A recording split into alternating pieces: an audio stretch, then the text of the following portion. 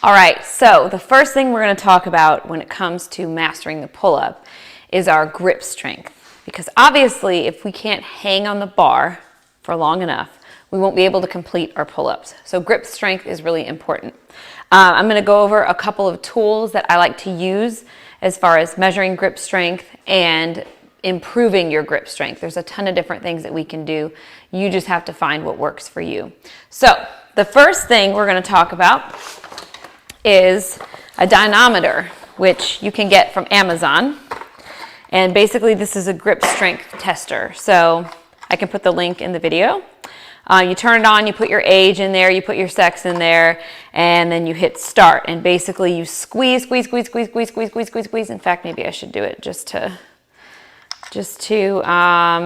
let's see, just to see what happens here. So, all right, so I'm going to do the right hand first, and I'm going to squeeze, squeeze, squeeze, squeeze, squeeze as hard as I can. Grip strength 89.6 today, but this is after a long day of training, so maybe tomorrow it would be different. That's the fun part about it. You can just play with it, and in the morning you can do it right when you wake up, and then after training you can do it and see how it's different. Now I have to do my left hand. So this one's probably going to be significantly weaker.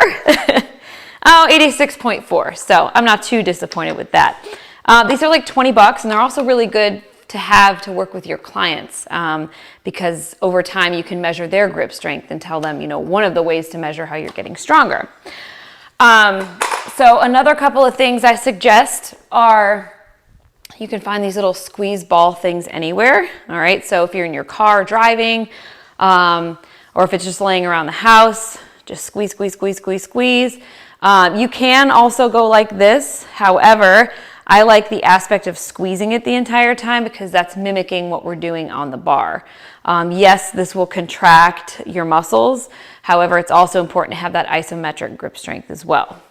And these are just little things that I've had laying around the house. You can also find these at any Academy Sports. This one you can adjust the poundage by twisting this little knob here. You could find it on Amazon too, probably. But once again, I like to hold like this and then let go for a certain amount of time. And then if you want to get like a little burnout set in at the end, you can do that too. This thing is called a force ball, and my kids lost the little string that's on here. But normally you wrap the little string around, you pull it out really fast, and it twirls around like this. So it helps with your forearm strength and your wrist strength, just to kind of incorporate all the different aspects of grip, right? So this is called a force ball.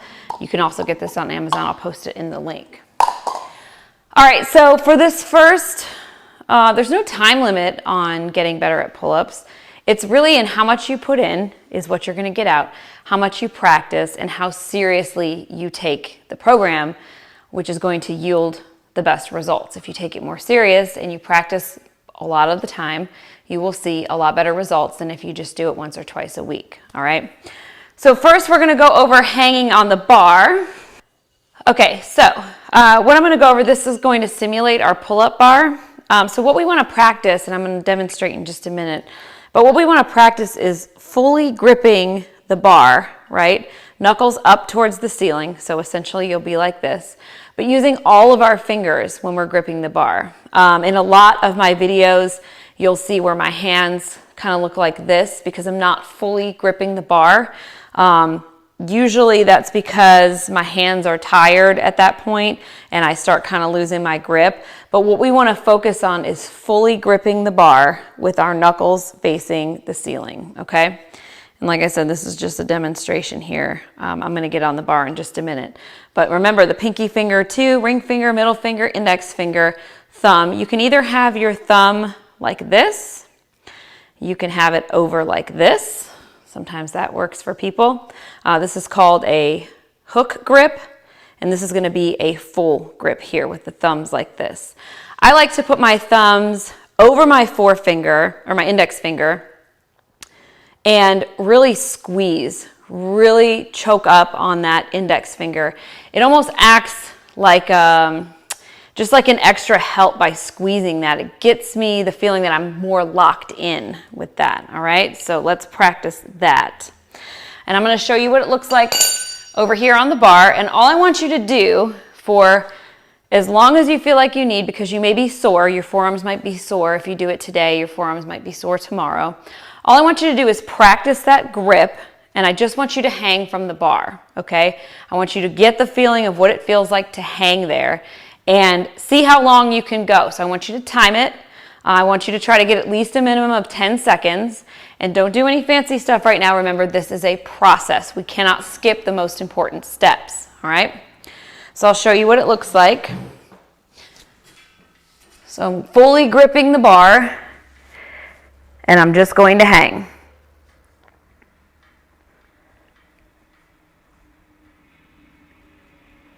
All right, so I want you to record every day that you do it this week. I want you to record how long you were able to hold on for, and do about 3 to 5 sets. So if you have a pull-up bar at home, you know, attached to a door, every time you walk by that door, go ahead and do a set of just a dead hang, all right? If you're at the gym, you could do an accessory of, you know, our core accessory that we program with. You can do your core, and then the accessory could be your dead hang. Or you can put it at the end of a workout. It just depends on what you're working out that day. So if you're doing deadlifts or something that requires a lot of grip strength, I might put this at the end of your workout. However, if you're really prioritizing pull-ups and that's the most important thing and that's your number one goal, then I would do that at the beginning of the workout. All right, you got this. Remember, tag me on Instagram. Put a video up there, hashtag #GetAboveTheBar, and we're gonna get this thing rolling. Y'all got it.